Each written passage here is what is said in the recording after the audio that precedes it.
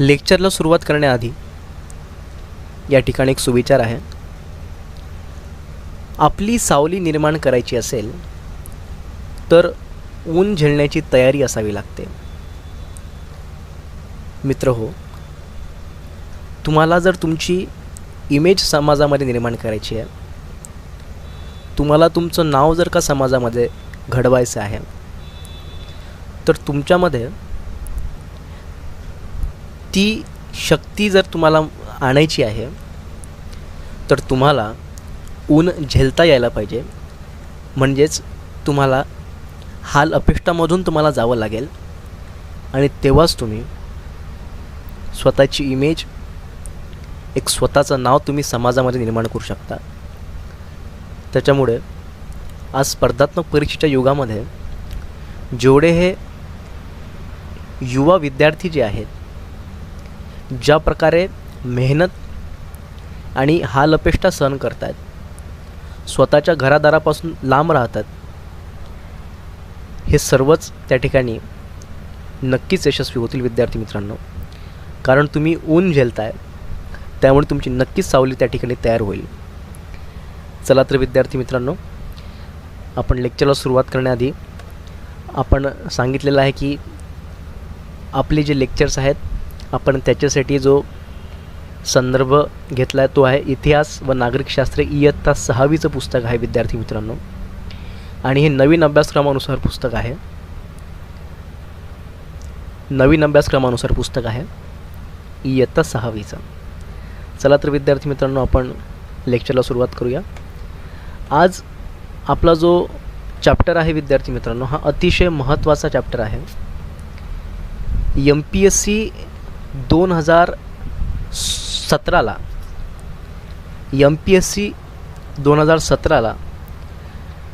या चॅप्टरवरती विद्यार्थी मित्रांनो 3 प्रश्न आले होते. तसं बघितल्यास MPSC 2017मध्ये त्या ठिकाणी 6 प्रश्न, त्या ठिकाणी विद्यार्थी मित्र 6 प्रश्न जे आहेत हे तुम्हाला प्राचीन भारताच्या इतिहासावरती दिसून येतात. आणि त्या 6 प्रश्नांपैकी 3 प्रश्न हे जनपदे आणि महाजनपदे या एकाच चॅप्टरमधून आलेले आहेत आणि याच पुस्तकातून आलेले आहेत, याच सोर्समधून आलेले आहेत. चला तर विद्यार्थी मित्रांनो, आपण धड्याला सुरुवात करूया. या ठिकाणी एक नकाशा दिलेला आहे आणि नकाशामध्ये 16 महाजनपदे त्या काळात, म्हणजे इसवी सन पूर्व 6व्या शतकात जी 16 महाजनपदे होती, त्या 16 महाजनपदेंचा या ठिकाणी नकाशा थ्रू त्यांचं लोकेशन जे आहे, त्यांचं स्थान कुठे होतं या ठिकाणी दर्शवलेलं आहे विद्यार्थी मित्रांनो. हा नकाशा आपण सखोल अभ्यासू. ह्यापूर्वीही हडप्पा संस्कृतीमध्ये आपण एक नकाशा बघितला होता, तोही आपण अभ्यासणार आहोत. तत्पूर्वी विद्यार्थी मित्रांनो, मी तुम्हालाही सांगू इच्छितो की 16 महाजनपद याचा हा जो नकाशा आहे, हा नकाशा अतिशय महत्त्वाचा आहे. आणि हा नकाशा, या नकाशाहून सरळ सरळ प्रश्न येतात, त्यामुळे हा नकाशा अभ्यासणंसुद्धा आपल्यासाठी अतिशय महत्त्वाचं आहे. पण आधी आपण त्या ठिकाणी थेअरी घेऊयात. तर विद्यार्थी मित्रांनो,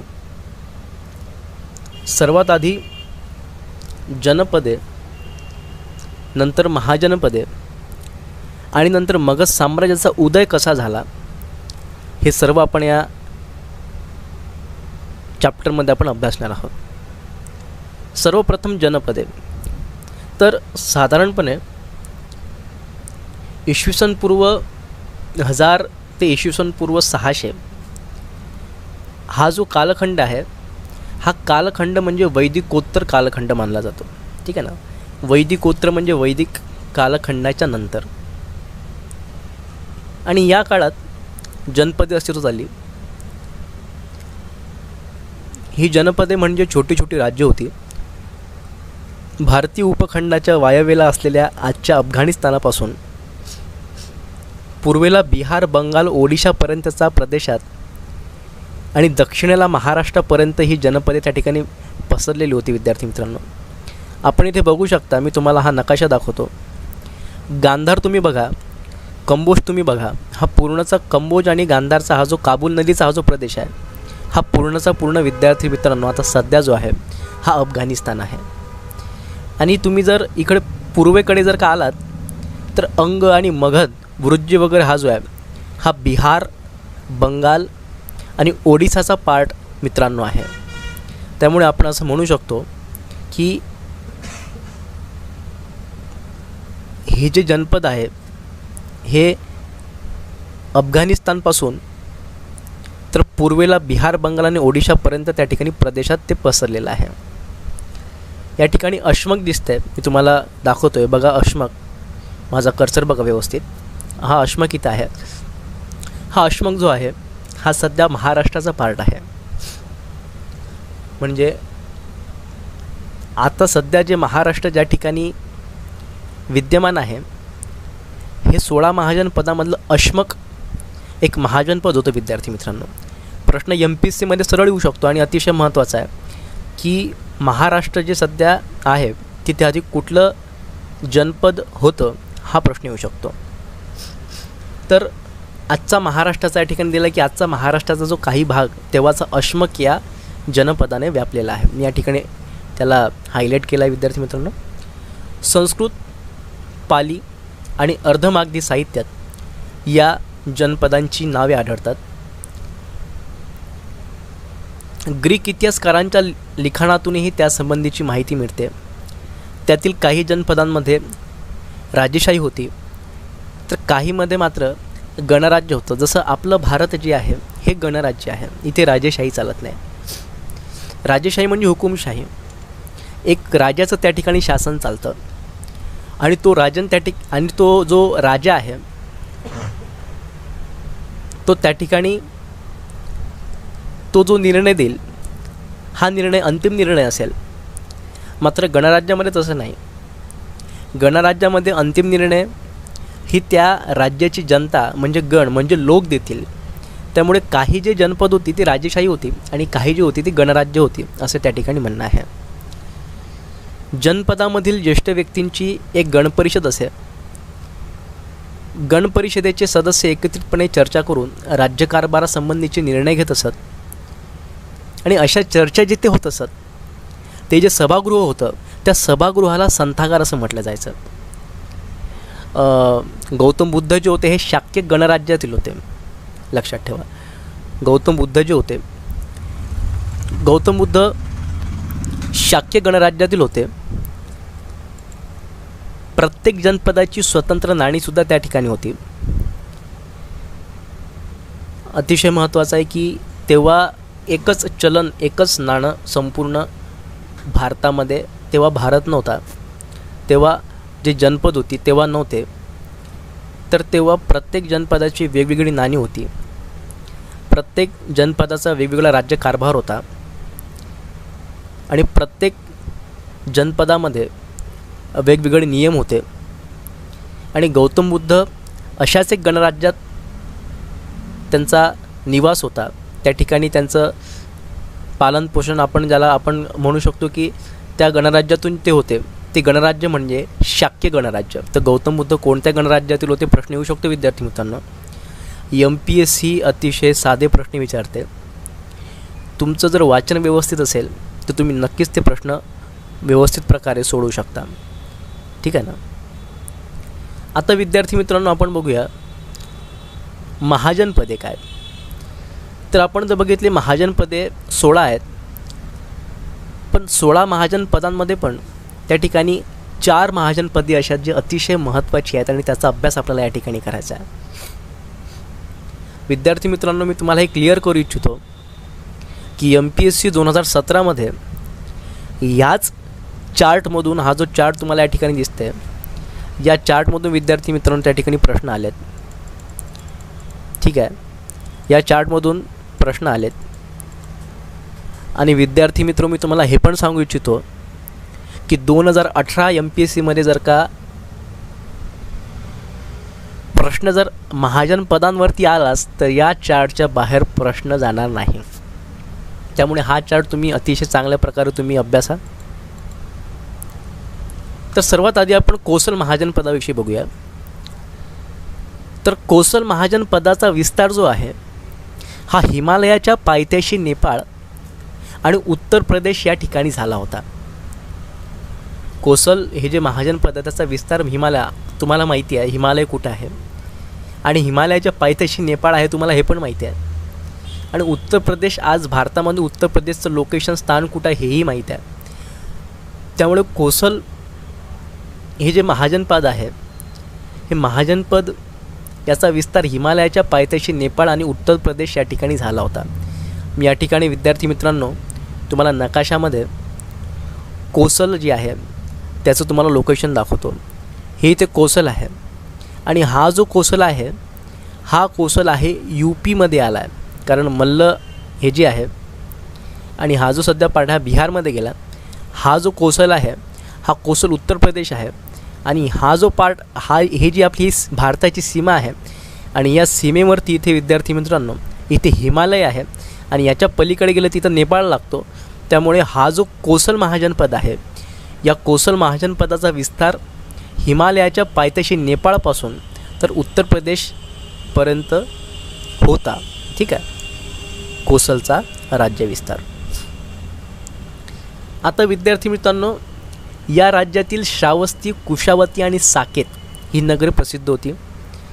प्रश्न येऊ शकतो की श्रावस्ती, कुशावती आणि साकेत ही कोणत्या नगरातील किंवा कुठल्या राज्यातील प्रसिद्ध नगरे होती. ठीक आहे ना. तर श्रावस्ती, कुशावती आणि साकेत ही कोसल राज्यातील, ठीक आहे ना, एक कोसल राज्य तुम्हाला सांगितलं. कोसल राज्यामध्ये एक महाजनपद त्या कोसल राज्यातील काय होती प्रसिद्ध शहरे नगरे होती. नंतर श्रावस्ती ही जी आहे ही कोसल महाजनपदाची राजधानी होती. श्रावस्ती ही कोसल महाजनपदाची राजधानी होती. अतिशय महत्त्वाचं आहे की कोसल महाजनपदाची राजधानी काय आहे तर कोसल महाजनपदाची राजधानी श्रावस्ती होती. आणि गौतम बुद्ध श्रावस्तीमधील जेतवन या प्रसिद्ध विहारात दीर्घकाळ राहिले होते. प्रश्न MPSCमध्ये हा येईल की गौतम बुद्धांनी कोणत्या महाजनपदाच्या नगरामध्ये सर्वात जास्त त्या ठिकाणी त्यांनी स्वतःचं आयुष्य व्यतीत केलं. तर त्याचं उत्तर राहील की गौतम बुद्धांनी श्रावस्तीमधील की जे कोसल महाजनपदाची राजधानी होती आणि त्याच्यामध्ये पण जेतवन या एक प्रसिद्ध विहारामध्ये, हे एक विहार आहे जेतवन, या प्रसिद्ध विहारामध्ये त्या ठिकाणी त्यांनी दीर्घकाळ त्या ठिकाणी त्यांनी त्यांचं आयुष्य त्या ठिकाणी व्यतीत केलं आहे. ठीक आहे. आता कोसलचा राजा कोण होता तर कोसलचा राजा प्रसेनजित हा वर्धमान महावीर आणि गौतम बुद्ध यांचा समकालीन होता. अतिशय महत्त्वाचा आहे. प्रश्न येईल की गौतम बुद्ध आणि महावीर आणि वर्धमान महावीर या दोघांचाही समकालीन कोणता राजा होता तर कोसलचा राजा प्रसेनजित होता. कोसलचे राज्य मगधामध्ये विलीन झाले. ठीक आहे ना. मगधमध्ये नंतर हे कोसलचं राज्य जे आहे ते विलीन झालं. ठीक आहे. तर कोसलविषयी या ठिकाणी आपण बघितलं. आता आपण वत्स या महाजनपदाविषयी बघू. तर वत्स महाजनपदाचा विस्तार उत्तर प्रदेशातील प्रयाग म्हणजे अलाहाबादच्या आसपासच्या प्रदेशात झाला. मी तुम्हाला नकाशामध्ये वत्स याचं लोकेशन दाखवतो. हे बघा वत्स. ठीक आहे. ही गंगा नदी, हे वत्स आणि उत्तर प्रदेशचा हा पार्ट येतो. इथं हा सध्या महाराष्ट्र, हा UP. ठीक आहे. आणि इथं हा उत्तर प्रदेश. हा महाराष्ट्र म्हणजे अशमकचा पार्ट हा महाराष्ट्र येतो. वर गेलं की MP आहे आणि MPच्या वर गेलं की या ठिकाणी मित्र हो उत्तर प्रदेश म्हणजेच UP आहे. ठीक आहे. तर वत्स हा जो आहे हा याचा विस्तार उत्तर प्रदेशातील प्रयाग म्हणजे अलाहाबादच्या आसपासच्या प्रदेशात त्या ठिकाणी झाला होता. तर कोसम म्हणजेच प्राचीन काळचे कौशांबी नगर होय. आज कोसम आहे ते कोसम प्राचीन काळचं कौशांबी नगर आहे. ठीक आहे. हे एक महत्त्वाचं व्यापारी केंद्र होतं कौशांबी आणि कौशांबातील 3 अत्यंत श्रीमंत व्यापारी होते. त्या व्यापाऱ्यांनी गौतम बुद्ध आणि त्यांचे जे अनुयायी होते यांच्यासाठी 3 विहार बांधले होते. विद्यार्थी मित्रांनो, 3 विहार बांधून दिले होते. आणि राजा उद्यान हा गौतम बुद्धांचा समकालीन होता. बघा विद्यार्थी मित्रांनो, दुसरा राजा आहे त्याचं नाव आहे उद्यान. हा राजा उद्यानसुद्धा गौतम बुद्धांचा समकालीन होता. ठीक आहे. प्रश्न असा येईल की खालीलपैकी कुठला राजा गौतम बुद्धांचा समकालीन होता? पर्याय क्रमांक 1 कोसलचा राजा प्रसेनजित, पर्याय क्रमांक 2 राजा उद्यान, पर्याय क्रमांक 3 वरील दोन्ही, आणि पर्याय क्रमांक 4 वरील दोन्ही पण नाही किंवा नॉन ऑफ द अबव. ठीक आहे. तर त्याच्यामध्ये उत्तर तुमचं सी राहील, दोन्ही पण. कारण आपण बघितल्याप्रमाणे कोसलचा राजा जो होता हाही गौतम बुद्ध आणि वर्धमान महावीरांचा त्या ठिकाणी समकालीन होता. आणि राजा उद्यान जो आहे हा राजा उद्यान म्हणजे वत्स जे आहे, या वत्स महाजनपदाचा या ठिकाणी राजा होता. तो राजा उद्यान होता आणि हा सुद्धा गौतम बुद्धांचा समकालीन होता. राजा उद्यानानंतर काय झालं, वत्स महाजनपदाचं स्वतंत्र अस्तित्व जे आहे ते फार काळ टिकलं नाही आणि त्यामुळे ते अवंती महाजनपदाच्या राजाने त्या ठिकाणी जिंकून घेतले. एक अवंतीचा राजा होता, त्याने ते जिंकून घेतलं. आता आपण वत्स बघितलं. आता आपण बघूया अवंती. तर अवंती कुठं आहे? तर अवंती मध्य प्रदेशामध्ये आहे. तर मध्य प्रदेशातील माळवा प्रदेशामध्ये अवंती हे प्राचीन महाजनपद होतं. ठीक आहे. मध्य प्रदेशातील माळवा प्रदेशामध्ये अवंती हे प्राचीन महाजनपद होतं. आणि जे उज्जैन आहे, सध्याचं उज्जैन जे आहे म्हणजे उज्जैनी हे नगर त्याचं जे आहे त्याची राजधानी होती. जे उज्जैनी आहे हे नगर त्याची राजधानी होती. आणि उज्जैनी हे जे होतं हे एक व्यापारी केंद्र होतं. अवंतीचा राजा प्रद्योत हा वर्धमान महावीर आणि गौतम बुद्ध यांचा समकालीन होता. विद्यार्थी मित्र हो, MPSC 2018मध्ये हे अतिशय महत्त्वाचे प्रश्न आहेत की कोणता राजा गौतम बुद्धांचा आणि गौतम बुद्ध आणि वर्धमान महावीर यांचा समकालीन होता. त्याच्यामुळे हा अतिशय महत्त्वाचा त्या ठिकाणी प्रश्न येऊ शकतो. ठीक आहे. तर अवंतीचा राजा कोण होता? तर प्रद्योत. तर हा जो प्रद्योत राजा होता हा वर्धमान महावीर आणि गौतम बुद्ध यांचा समकालीन होता. आता आपण पाहिलं की गौतम बुद्ध आणि वर्धमान महावीरांचा समकालीन कोसलचा राजा प्रसेनजित होता. नंतर वत्स या महाजनपदाचा राजा उद्यान हा सुद्धा गौतम बुद्धांचा समकालीन होता. नंतर अवंतीचा राजा प्रद्योत हा सुद्धा वर्धमान महावीर आणि गौतम बुद्ध यांचा समकालीन होता. आता अवंतीचा राजा नंदीवर्धन यांच्या कारकिर्दीत अवंती मगध साम्राज्यात विलीन झाले. अवंतीचा राजा होता एक, त्याचं नाव होतं नंदीवर्धन. याच्या कारकिर्दीमध्ये काय झालं, अवंती जे आहे हे मगध साम्राज्यामध्ये विलीन झालं. आता आपण पाहिलं की प्रत्येक साम्राज्य मगध या साम्राज्यात विलीन झालं. आता मगध अतिशय महत्त्वाचं आहे. तर मगध कुठं आहे? तर मगध आहे सध्या बिहारमधील पाटणा, गया या शहराच्या आसपासचा प्रदेश जो आहे आणि बंगालचा काही भाग जो आहे या प्रदेशामध्ये प्राचीन मगध महाजनपद होतं. विद्यार्थी मित्रांनो, तुम्हाला मगधची त्या ठिकाणी तुम्हाला लोकेशन दाखवतो. आपण अवंती पण बघायची राहिली. तर विद्यार्थी हे बघा, इथंही अवंती आहे. ठीक आहे. चला आपण मगध बघूया. हा आहे मगध, हा आहे मित्रांनो मगध. ठीक आहे. बघा, हा मगधचा जो पार्ट आहे हा बिहारमधील पटना म्हणजेच पाटणा, त्यानंतर गया, त्यानंतर अतिशय महत्त्वाचं म्हणजे बंगालचा काही भाग यामध्ये मगध त्या ठिकाणी साम्राज्य होतं. राजगृह म्हणजेच राजगीर जी आहे ही त्याची राजधानी होती. महागोविंद या वास्तुविशारदाने बिंबिसाराचा राजवाडा बांधला होता. म्हणजे बिंबिसार कोण होता? तर बिंबिसार मगध साम्राज्याचा एक राजा होता. ठीक आहे. बिंबिसार म्हणजे मगध महाजनपदाचा एक त्या ठिकाणी राजा होता. ठीक आहे. महाजनपद म्हणा किंवा साम्राज्य म्हणा एकच आहे. ठीक आहे. तर महागोविंद हा जो होता, या महागोविंदाने वास्तुविशारदाने हा वास्तुविशारद होता. याने काय केलं, बिंबिसाराचा राजवाडा बांधला होता. आणि जीवक अतिशय महत्त्वाचा, हा जो जीवक हा जीवक कोण होता? हा एक वैद्य होता, एक डॉक्टर होता. ठीक आहे. तर जीवक हा प्रसिद्ध वैद्य बिंबिसाराच्या दरबारात होता. बिंबिसाराने गौतम बुद्धांचे शिष्यत्व त्या ठिकाणी पत्करले होते. ठीक आहे. बिंबिसार जो होता, या बिंबिसाराने गौतम बुद्धांचे शिष्यत्व त्या ठिकाणी पत्करले होते. आणि विद्यार्थी मित्र, मी तुम्हाला हे पण या ठिकाणी एक्स्ट्रा इन्फॉर्मेशन देतो की बिंबिसार हा सुद्धा गौतम बुद्धांचा समकालीन होता. ठीक आहे. गौतम बुद्धांचा समकालीन बिंबिसार राजा होता. ठीक आहे. तर विद्यार्थी मित्रांनो, अशा प्रकारे आपण डिटेलमध्ये हा चार्ट बघितला आहे. तुम्हाला हा चार्ट नीट समजला नसेल तर तुम्ही हा व्हिडिओ पुन्हा थोडा मागे नेऊन तुम्ही पुन्हा हा व्यवस्थित बघा. ठीक आहे ना. आता नेक्स्ट आपण बघू. आता काही जनपदे हळूहळू अधिक बलशाली झाली,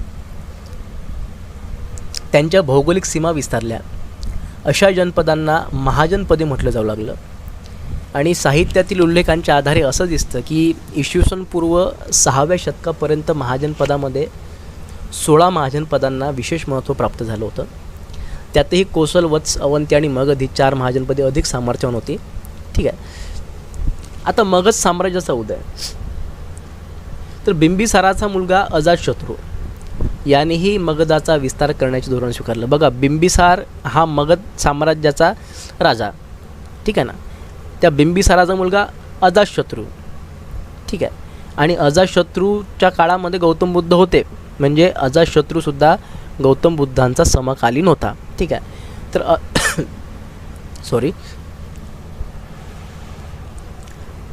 तर बिंबिसाराचा मुलगा अजातशत्रू यानेही मगधाचा विस्तार करण्याचे धोरण स्वीकारले.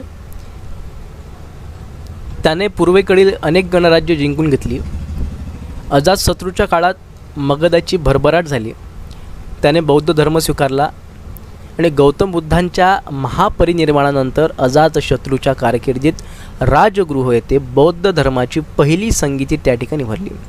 बघा, हा गौतम बुद्धांच्या महापरिनिर्वाणानंतर यानं काय केलं, तर यानं गौतम बुद्धाच्या महापरिनिर्वाणानंतर या अजातशत्रूंनी पहिली बौद्ध धर्माची एक संगीती भरवली, एक परिषद भरवली. ठीक आहे, अजातशत्रूंनी. आणि तो गौतम बुद्ध म्हणजे बौद्ध धर्म त्यांनी स्वीकारलेला होता अजातशत्रूने. अजातशत्रू या ठिकाणी शिल्प दिलं आहे. मग अजातशत्रू या ठिकाणी आणि गौतम बुद्धाचं त्यांनी कशाप्रकारे, म्हणजे हे मला वाटतं पहिल्या संगीती जी झाली होती त्याचं हे शिल्प आहे. ठीक आहे.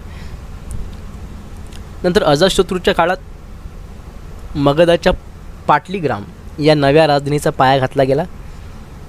की प्रश्न असा येतो की कोणाच्या काळामध्ये पाटलीग्राम या नव्या राजधानीचा, म्हणजे मगधाची राजधानी पाटलीग्राम याचा पाया घातला गेला, तर विद्यार्थी मित्रांनो अजातशत्रूच्या काळात. ठीक आहे. आणि पुढे हेच पाटलीपुत्र या नावानं प्रसिद्ध झालं. आणि पाटलीपुत्र जे आहे आजच्या पाटणा या शहराच्या परिसरात असावं. ठीक आहे. असावं नाही, ते आहे. ठीक आहे. पाटणा सध्या जे आहे, पटना जे आहे तिथं हे आहे. ठीक आहे. पाटलीपुत्र म्हणजेच पटना, त्यालाच आधी पाटलीग्राम होतं. ठीक आहे. म्हणजे कशा प्रकारे नाव चेंज होत जातं. पाटलीग्राम, पाटलीग्रामचं पाटलीपुत्र झालं आणि पाटलीपुत्र जाता सध्या जे आहे ते पाटणा शहर आहे, जे बिहारची राजधानी आहे पटना. अजातशत्रूनंतर होऊन गेलेल्या मगधाच्या राजांमध्ये शिशुनाग हा महत्त्वाचा राजा होता. मगध साम्राज्यामध्ये अजातशत्रूच्या नंतर एक महत्त्वाचा राजा, तो म्हणजे शिशुनाग हा अतिशय महत्त्वाचा राजा होता. आणि त्याने अवंती, कोसल आणि वत्स ही राज्ये जी होती ही मगधाला त्या ठिकाणी जोडली. आणि उत्तर भारताचा जवळजवळ सर्वच प्रदेश मगधाच्या अंमलाखाली आला. आणि अशा रीतीने मगध साम्राज्य आकाराला आलं. आता मगध साम्राज्याचे नंदराजे इसवी सन पूर्व 364 ते इसवी सन पूर्व 324 या काळात मगध साम्राज्यावर नंदराज्यांची सत्ता होती. मगध साम्राज्यावर नंदराज्यांची सत्ता होती. आणि एका मोठ्या साम्राज्याला आवश्यक अशी शासनव्यवस्था नंदराजाने निर्माण केली आहे. त्या ठिकाणी त्यांनी एक शासनव्यवस्था, चांगली राज्यांनी त्या ठिकाणी निर्माण केली होती. त्या नंदराजांनी पायदळ, घोडदळ, रथदळ आणि हत्तीदळ असे चतुरंग सैन्य त्यांच्या पदरी होते. आणि त्यांनी वजनमापांची प्रमाणित पद्धतसुद्धा त्या ठिकाणी त्यांनी सुरू केली होती. आणि नंद घराण्याच्या शेवटच्या राजाचे नाव धनानंद असं होतं. आणि त्याच्या काळापर्यंत मगध साम्राज्याचा विस्तार पश्चिमेकडे पंजाबपर्यंत झाला होता. धनानंदाच्या कारकिर्दीत चंद्रगुप्त मौर्य या महत्त्वाकांक्षी तरुणानं पाटलीपुत्र जिंकून घेतलं आणि नंद राजवटीचा त्या ठिकाणी शेवट केला आणि तेव्हापासून मौर्य साम्राज्य त्या ठिकाणी अस्तित्व झालं, त्याचा पाया घातला गेला. ठीक आहे. तर आपण नेक्स्ट चॅप्टरमध्ये मौर्य साम्राज्याविषयी आपण बघणार आहोत. तत्पूर्वी विद्यार्थी म्हणून अतिशय महत्त्वाचं आहे ते म्हणजे की सध्या जे म्हणजे त्या काळात जे 16 महाजनपद होती ती सध्या आता कुठल्या स्थानामध्ये म्हणजे कुठल्या शहरामध्ये आहेत. ठीक आहे. तर यावर्षी विद्यार्थी मित्रांनो याच्यावर प्रश्न आला होता. तर सर्वात आधी काशी. तर विद्यार्थी मित्रांनो काशी कुठं आहे? तर काशी बनारसमध्ये आहे. त्यानंतर कोसल सध्या लखनौमध्ये आहे. मल्ल सध्या गोरखपूरमध्ये आहे. वत्स कुठे होते? तर वत्स आता अलाहाबाद जे आहे यूपीमध्ये म्हणजे अलाहाबादमध्ये आहे. चेदी एक होतं ते कानपूरमध्ये आहे. एक कुरू म्हणून होतं ते दिल्लीमध्ये आहे. एक पांचाल होतं ते रोहिलखंडमध्ये आहे. एक मत्स्य होतं ते जयपूरमध्ये आहे. एक शूरसेन म्हणून होतं जे मथुरामध्ये आहे. एक अश्मक आहे जे सध्या औरंगाबाद आणि महाराष्ट्रामध्ये म्हणजे औरंगाबादमध्ये आहे. एक अवंती होतं ते उज्जैनमध्ये आहे.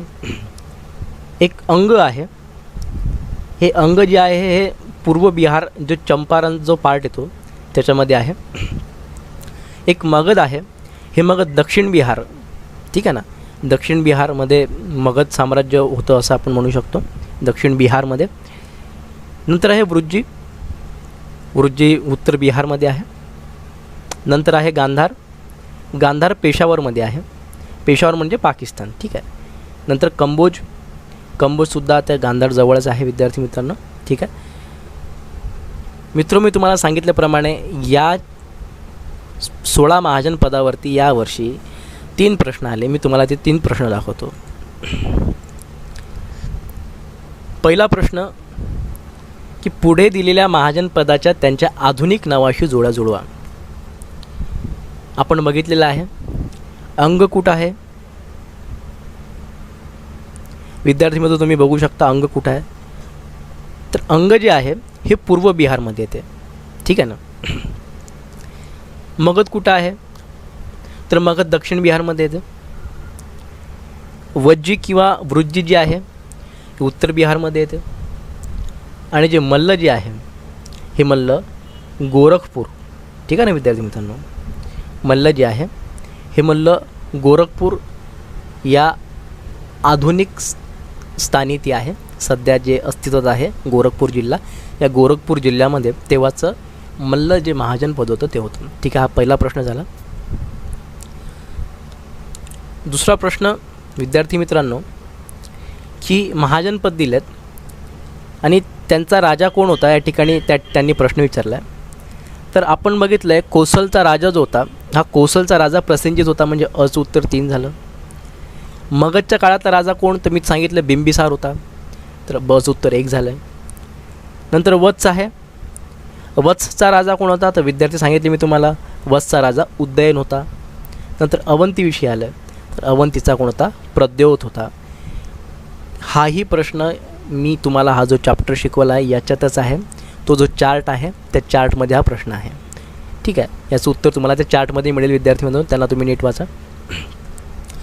नंतर हा तिसरा प्रश्न असा आहे की खालीलपैकी कोणत्या बौद्ध ग्रंथात 16 महाजन पदाचा उल्लेख आढळतो?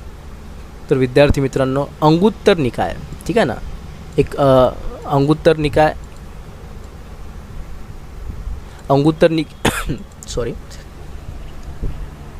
निकाय म्हणून एक बौद्ध ग्रंथ आहे. या बौद्ध ग्रंथामध्ये तुम्हाला 16 महाजन पदाचा उल्लेख आढळतो. हा पहिला प्रश्न झाला. त्यानंतर हा दुसरा प्रश्न झाला